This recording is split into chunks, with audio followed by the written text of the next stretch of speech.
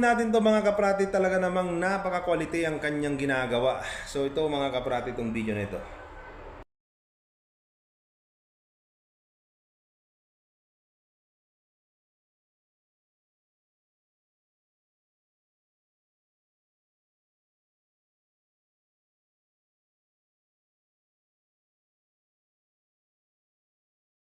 Yun na nga mga kaprati, tingnan nyo naman yung finishing talaga.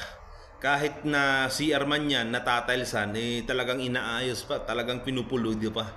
Alam nyo mga kaprati, kasi kapag maayos ang paglalagyan ng tile adhesive, napakaganda.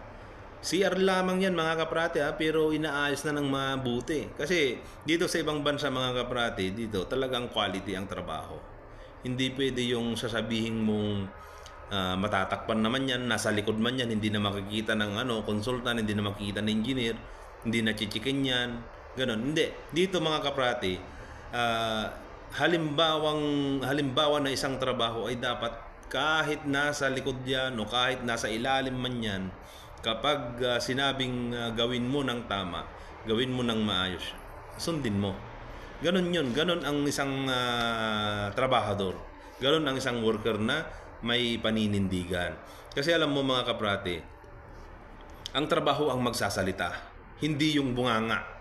Bakit? Kasi yung marami ka ng sinabi, nagawa mo ito ng tama, ang dami mo ng pabida, ngunit yung trabaho mo, magsasalita. Bakit? Makikita ang ebidensya.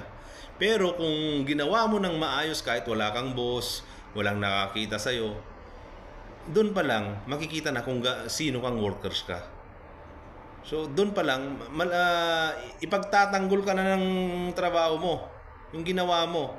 Kasi kahit na walang nag-check, walang nakabantay sa iyo, ginagawa mo pa rin ng tama.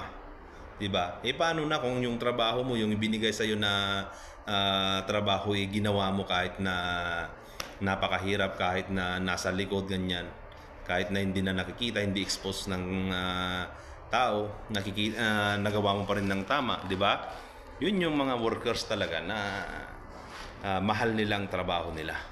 Ganun kahalaga ang trabaho nila. So, ngayon mga kaprati, sana ay nagkaroon tayo ng kunting linaw at kunting idea sa mga worker na kagaya ko. At sana ay gawin natin ang ating trabaho sa abot ng ating makakaya para sa ganon ay tumagal tayo sa isang trabaho. So, hanggang doon na lamang. Ako po si Kaprati.